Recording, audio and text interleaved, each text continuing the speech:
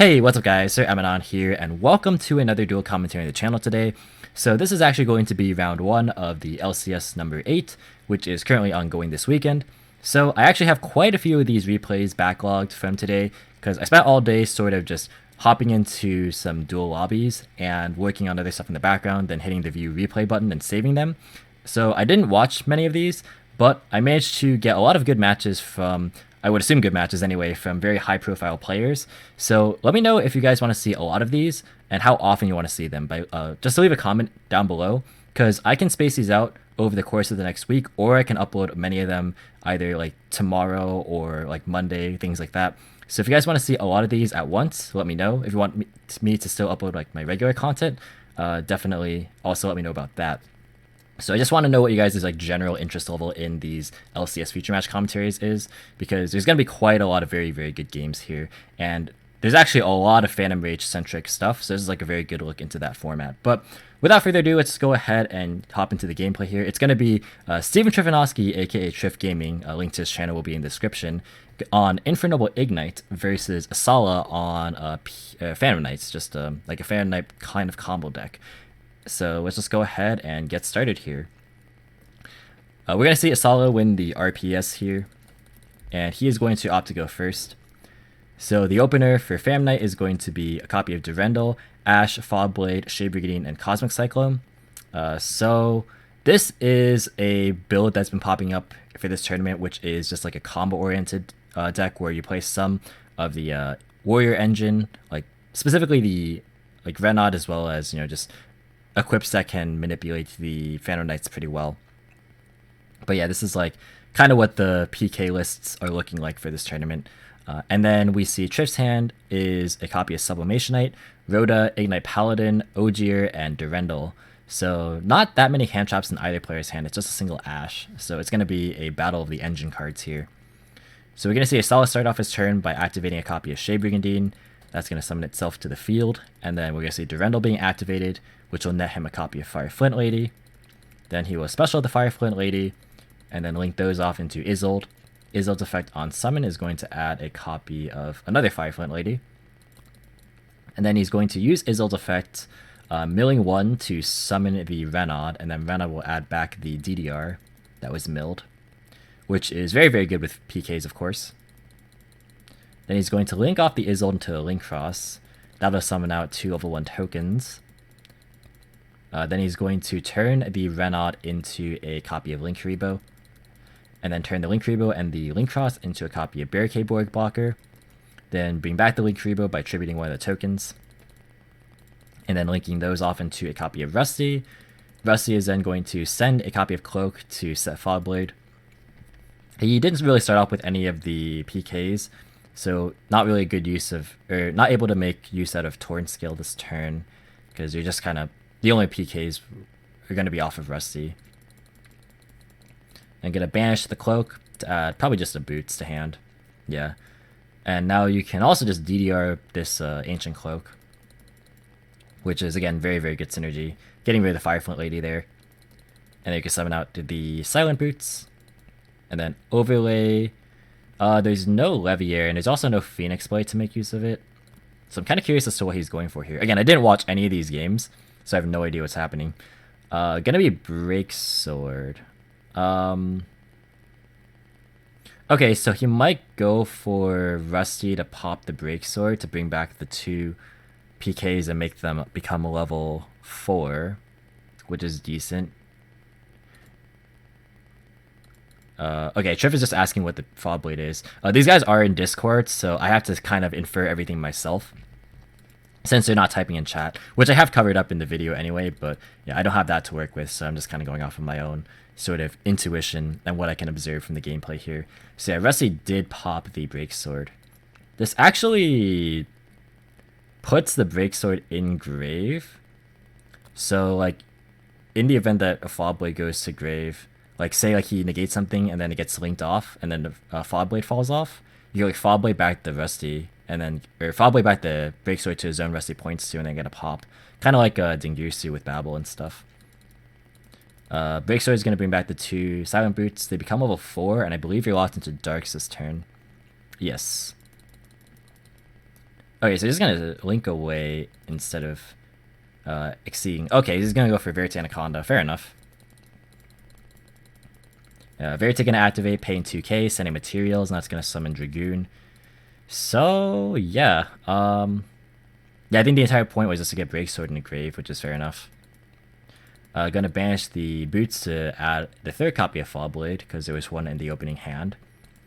And probably just gonna set one Fall Blade, keep one in hand for Dragoon, set Cosmic, and then pass. Trif is gonna pick up a copy of Crusader, which is another 2 scale, but he does have Rhoda, so that's fine. Also, the cool thing is that we've seen Infernoble Igknight a little bit on this channel if you guys have been watching like my own tournaments feature matches. And the cool thing is that Isolde can add your missing scale as well. And it's pretty clear Trif's on 60 right here.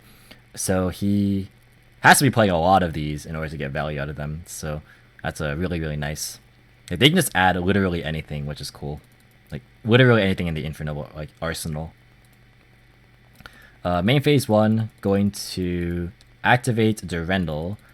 On activation of the effect, that's going to be met with Cosmic. Rhoda is going to be the follow-up, and that's going to add a copy of Templar to hand, so that's the missing scale. Just checking something real fast. Okay, so both Ogier and Sublimation Knight actually trigger on special summon, not just normal. So you can actually pen summon these and then get their effects, which is pretty cool.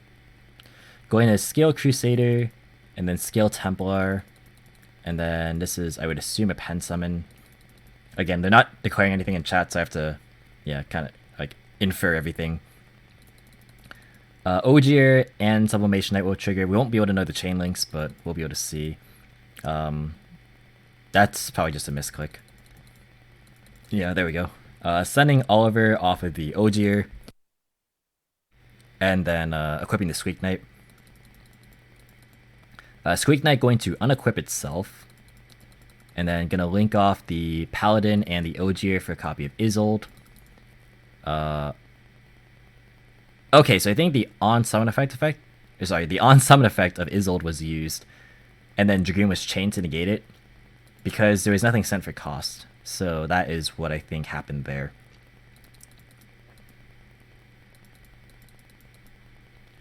Oh, and it actually does put the Fall Blade in grave, like I mentioned, so he didn't even have to link away or like wait for his opponent. He was able to do that earlier with Dragoon. That's pretty cool.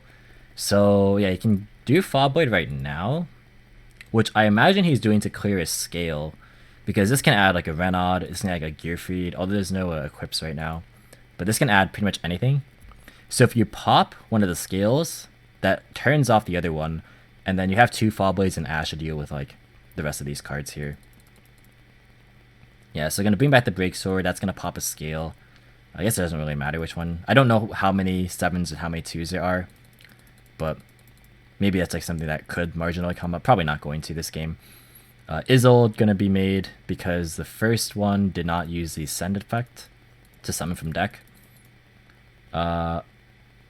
Okay, so I believe what happened there was Oliver was activated to target the Isolde, and then in response to the Oliver graveyard effect, the Fall Blade was chained just to hit Isolde, which you definitely have to do.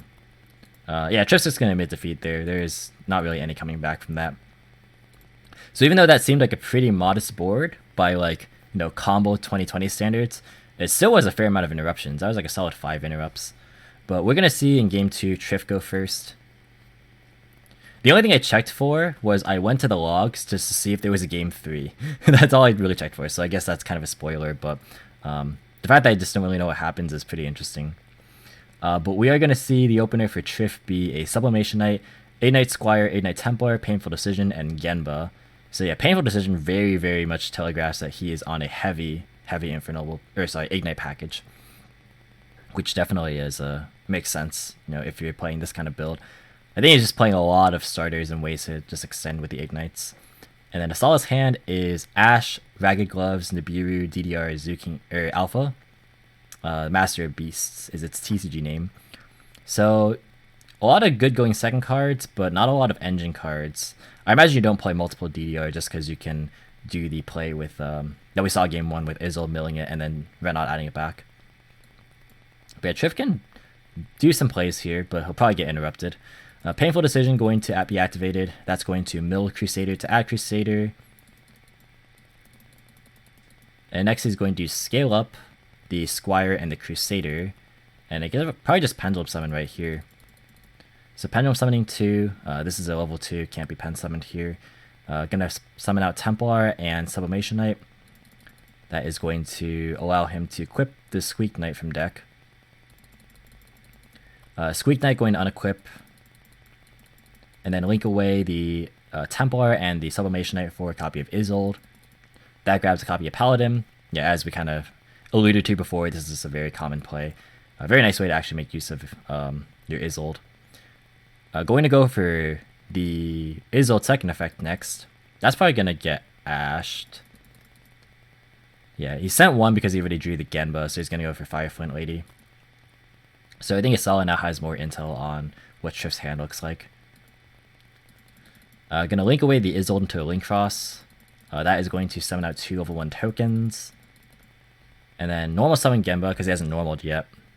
So let's think. He could go straight into Herald, but that's probably not gonna happen because he doesn't have a tuner left. Like this.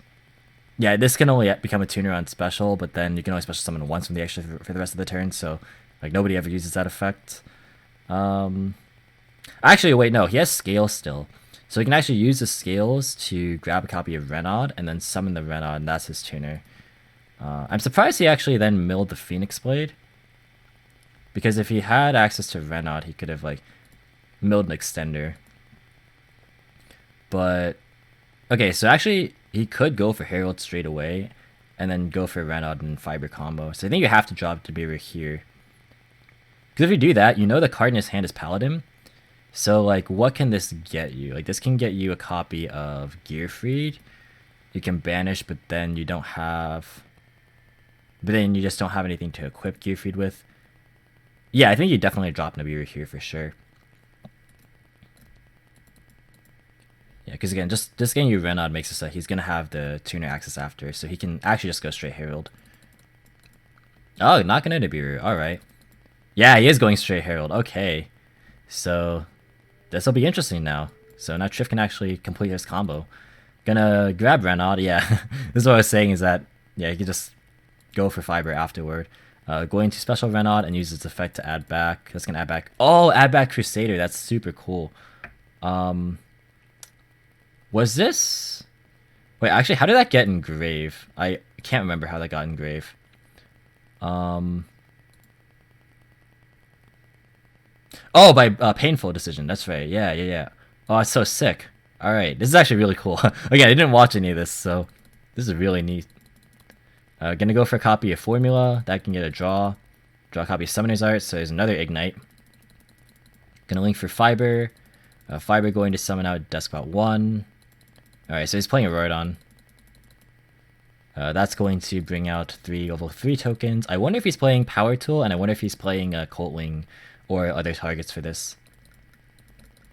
He is playing Power Tool, okay. You can afford to play more equips because we're on 60, I guess. Power Tool going to be activated. Gonna reveal Living Fossil, and DDR. Gonna add DDR. Alright, that's good. Yeah, so you can just go for Infernoble plays just in general. Okay, so he also is playing a target for Auroradon. Contribute 2 to bring out Coltling from deck. That's gonna summon out 2 level 3 tokens, and then trigger Despot 1 again. So we can also have access to Gearfried here, potentially. He's gonna go for a second Herald. Whoa. Okay. Wow, 2 Herald, huh? You know what? Fair enough. Fair enough, honestly. Gonna add back the Phoenix Blade by banishing Genba and Sublimation Knight. And then DDR back, probably the Genba. Yeah, then you can just go for the standard Charles line. Or Roland and Charles. Yeah, Roland gonna activate. And then go for Charles. Gonna scale up Paladin and Crusader. And then use that effect that can add a copy of Gearfried. Yep.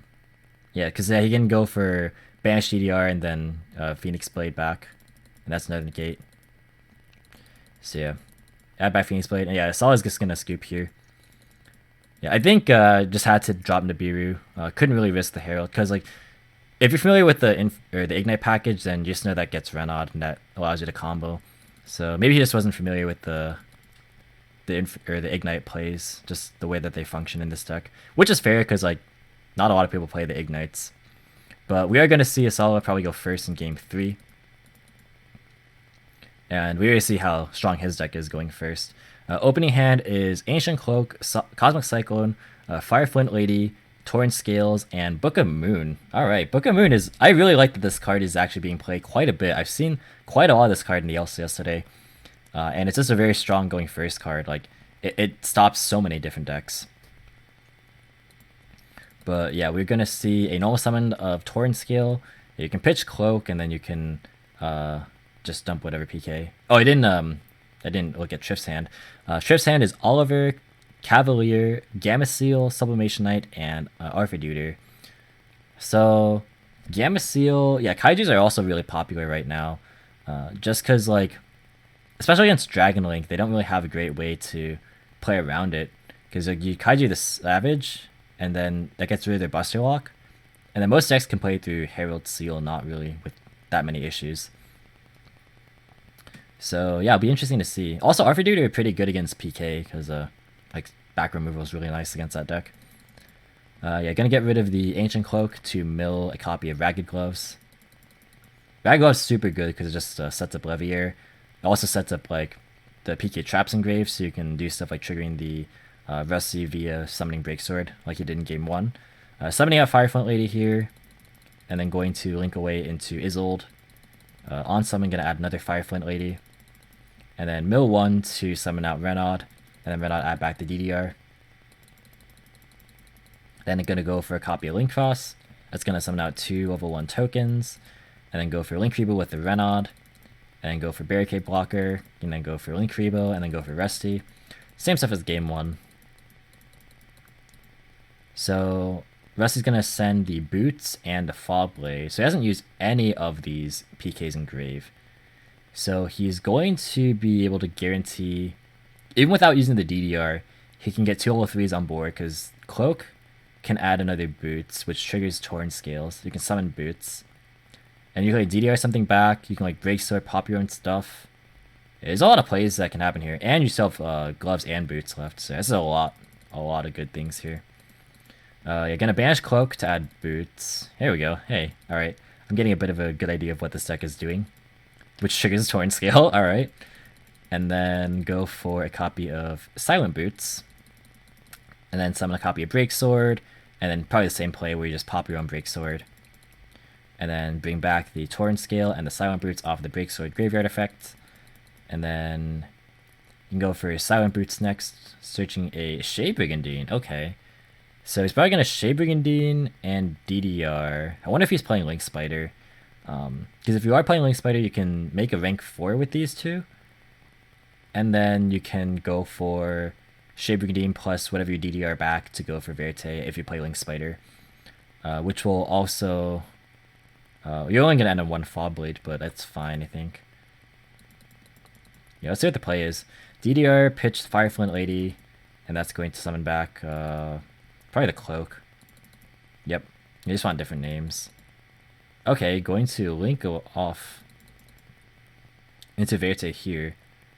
Oh yeah, because this was also level 4. So you can just go for rank 4 here. Yeah, going to activate the Shade Brigandine after setting it, and then go for Evil Swarm Nightmare. Yes, I love this card. Oh my goodness. Throwback to Lunalight. I play this card all the time in Lunalight. Oh man, I miss this card. This card's great. Yeah, when I was talking about how good Book of Moon is, and this is double Book of Moon, so it's 3 Book of Moons. Oh man, that's super crazy. I love it. I love this card. Big fan of this card. That's super cool to see. All right. I'm kind of like geeking out here. We're going to go for a Verite Anaconda next, and that's going to send materials to go for a Dragoon. You might as well, I guess maybe you just keep the book in hand since you already have 2 Book of Moons. And then you also have Gloves effect, which can send a Fog Blade, so you can trigger the Breaksword, So yeah, this is a solid amount of interruptions. 1, 2, that's 2 by itself. This is a 5th interruption, and then whichever one he sets is 6. So this is 6 interruptions. Pretty good. So yeah, send Cosmics. Yeah, just keeping the book in hand for Dragoon. Trif is gonna draw a copy of Crusader for turn. Okay, let's think about it from Trif's POV.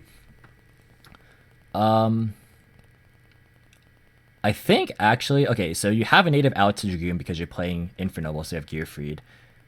This is gonna sound weird, but I think Nightmare is a bigger problem than Dragoon. And I might be biased here because I just love this card. But like seriously, right? If Trif goes for like a normal and then like maybe like a special or a pendulum, like if everything gets booked, then he just can't play the game. Whereas like Dragoon is only 1 interruption by itself. And like you can play through a negation much better than a Book of Moon. Plus like this actually combos really nicely with Dragoon. You could just pop whatever you book and you burn. So yeah, I think you actually have to kaiju the Nightmare. And what's cool actually is you can kaiju in the Rusty zone because Verite's in the other one. So you can kaiju in the middle zone, which makes it so that he can't Fob Blade back the Breaksword to the zone that Rusty points to. So I think actually kaiju over Nightmare in the middle zone is like the best play. Because then you're reducing his interrupts. That gets rid of 3 interruptions. So then you have to just deal with Dragoon. What you know is Fob Blade and then another unknown. So I think this hand can just play through 3 interrupts. Especially because you have Arthur to deal with one of them. So yeah, this hand actually could just straight up beat Esala's hand. Let's see if he goes for it. I really hope he kaijus this over Dragoon. I think it's actually the better play. Like, no cap. Alright, he's gonna kaiju. In the middle. Yeah, over the Nightmare. Let's go. Alright. Let's go! No, in all seriousness though, I think that was the right play. Because now you just have to deal with, like, 2 things that are very, very known, and I think this deck can definitely play around those pretty reasonably. And then the last one is just not known. So I think you definitely just go for Arthur. You can equip it to his Rusty, and then you can just pop the unknown. And then you just know what you're playing around. Oh, this is so good. Oh, he's gonna go for a normal summon first. Alright. You just can't equip to any warrior monster, so I'm surprised he just didn't go for it. That's gonna equip Squeak Knight. Okay. So he's gonna Arthur now. That's gonna force out the Cosmic. Alright, so I guess it didn't matter since Esala didn't decide to stop the Sublimation Knight. But yeah, Trif could have actually done that first, before summoning. Gonna use the Squeak Knight here, sorry. And that's going to bring itself out. Then gonna go for Isolde. The question is, does he activate the on-summon effect to search? I think... it's kind of a tough call. Yeah, because Esala didn't really bite, so you have to sort of just weigh your options here. Because do you really need a search when you already have double Ignites? Unless if you really want to... you're ready normal summon though, because like, how are you really getting this Oliver out of your hand? Maybe you have to search? Let's see. Okay, so he is going to search, and Esala is letting this resolve. Which, I think you kind of have to. Just because you can't really afford to let them... let them go for like another Isolde possibly later on, and then like burn a Fall Blade, and then risk them going Fiber after. Yeah, so it's going to add the Margrave, which completes the scales. Alright, so he's going to scale up here. Okay, so he's scaling Margrave and then using Isolde. Interesting. He's going to mill 2. Probably that gets Dragooned. Or maybe you just Fall Blade it.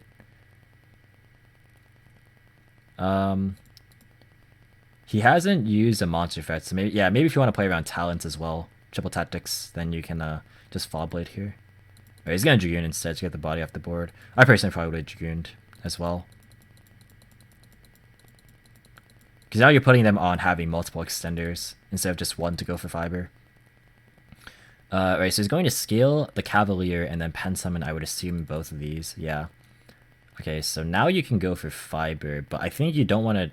Actually, wait, you know that the set's Fog Blade, so you're going to have a body anyway. So what can you grab off of your Ignites to make it so that... Okay, let's think here. You can grab Gear Feed and like banish Living Fossil and then equip Oliver to it. And that's like also fair enough. Cause that outs the Rusty and the Dragoon. But then you have to deal with like all of these Flam Knights. Like there's like a bunch of PKs in the grave. There's 3 of them. Plus, even if you clear the Rusty, the Fobblade can bring back the Rusty. So that's also tricky. So yeah, just passing on Gear Feed's not gonna be enough here. You have to actually like full combo. Yeah, he's going to use the Margrave first. He can also just go for Rena to try and get an extender. And which can grab back Living Fossil. Alright, yeah, so he's gonna do that. Alright. So he's gonna special the Renaud, and that adds back for sure Living Fossil. Unless if he really, or he could grab back the Arthur Duder, because that's not once per turn. So you can actually Arthur Duder just straight up force the. Actually, yeah, I like that better. Yeah, you can just add this back. Yeah, I like that a lot better. Yeah, there we go. Awesome. Alright, yeah, so that's just gonna immediately force out Fall Blade. Alright.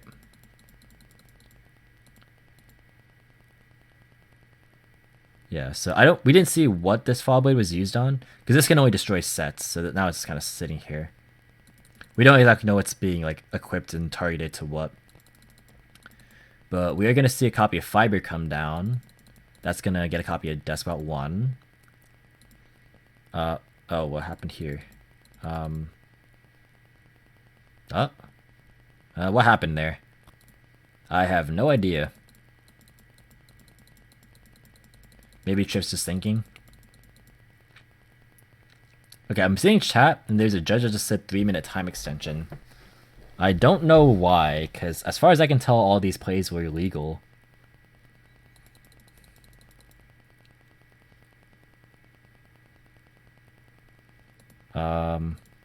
Wait, what, is he like locked into something? I'm like confused actually. Somebody let me know why he couldn't go for Fiber there. Because I actually have no idea. But we're going to move on here. Yeah, I actually have no idea what happened. He's going to go for a second Izzle and then go for Link Cross. That's going to summon out 2 level 1 tokens. And then he's going to go for Fiber. Yeah, why couldn't he go for Fiber initially?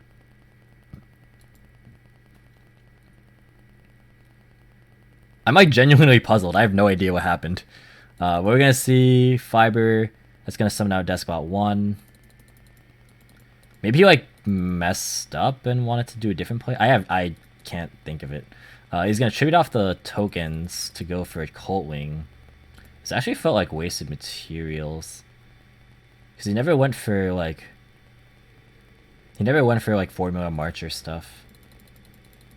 But Cult Wing's going to summon out 2 tokens. I'm sorry, I'm just like really puzzled. I have no idea what happened. Because like as far as I can tell, that Fiber play was legal. But okay, maybe I'm just overlooking something really obvious. That happens all the time. Gonna go for a Power Tool next. That's gonna add... Oh yeah, this should have fallen off a while ago. Gonna add a copy of Durendal. And then link into Access Code, because he didn't actually summon tokens. Fair enough. So yeah, this can add a... Or this can out the Dragoon. Let's see. Battle phase. Gonna attack over the Rusty.